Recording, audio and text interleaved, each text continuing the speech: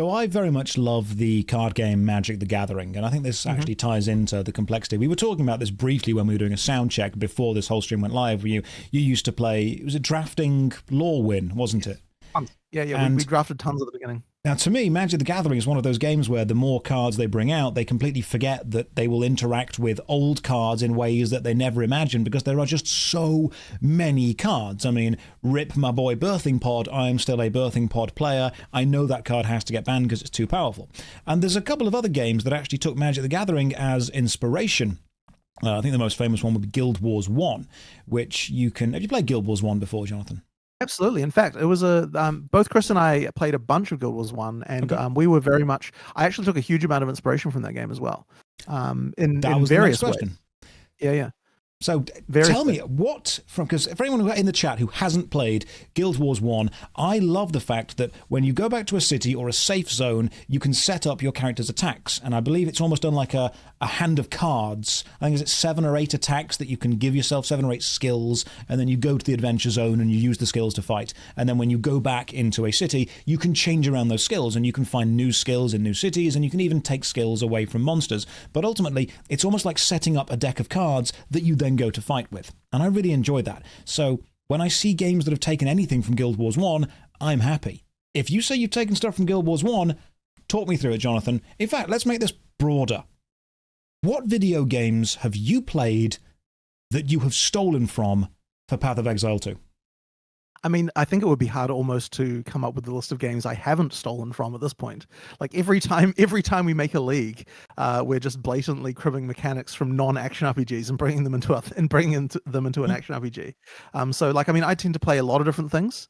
But I mean, yeah, like honestly, it's hard to even list them all because we're constantly on the lookout for mechanics and so on. And can you think of any specific examples? Maybe a mechanic that you're trying to put into Path of Exile 2, or a mechanic that you are proud of that you have basically just ripped off from somewhere else? Because there's nothing new under the sun. All of my YouTube ideas were taken from other channels. I just managed to bring them all together. You steal from everything. The best way to be original is to learn how to hide your sources. That's what I was always taught. Right. So can you give us maybe 1 or 2 examples of mechanics that maybe players did or didn't know about that you can say, we started with this that already existed? It's honestly really hard to think about, but it's kind of weird because a lot of the time I'm looking at things and how they morphed into other things. So for example, when we began with Harvest, obviously we were looking at, like farming simulators and like Harvest Moon and this kind of thing, and looking at what we could do. And then it ended up very different, but like that's kind of where we started. And then when we started with Delve, weirdly enough, the first beginning was, okay, how can we do Minecraft? We need to do Minecraft. We need to find a way. What is that going to look like? And then it morphed into something that ended up being completely different than that, in like a totally different way. But a lot of these things end up that way. But I mean, more recently as well, when we're looking at, okay, so okay, here is a random feature that Path of Exile 2 will have that's not in the game right now, but we're blatantly stealing, which is that. So I've always been stringently against damage numbers in video games. I just don't. I mean, I know there are people who love damage numbers, and that's like a huge thing for them. Like, there's certain thing, but I've always been of the opinion that they break the immersion, and that's all you end up looking at, and so I don't really love them. And then the other day, someone was like, "Can we do damage numbers like Elden Ring?" I'm like, "What? Elden Ring has damage numbers? What are you talking about?" And then like, yeah, the damage numbers in Elden Ring. And I'm like, hang on a minute. And then they showed me a video and I'm like, hang on. So there's a little number that appears at the top right of health bars that are the damage numbers.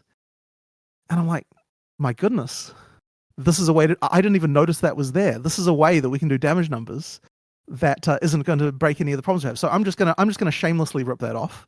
Path of Exile 2 will have damage numbers just like they are in Elden Ring. The interview's worth it. We got information. Yeah. Everyone in the chat right now, we've got information. This is good. So we absolutely do that. Yeah.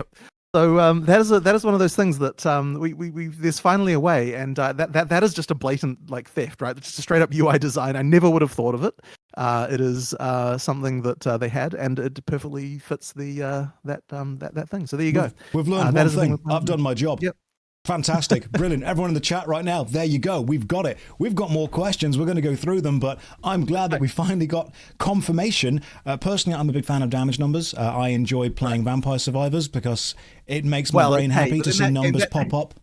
Yeah. But we were talking about Vampire Survivors. It's like you focus on the damage numbers because the actual action is like you stand minimal. there. You just stand there. Things happen.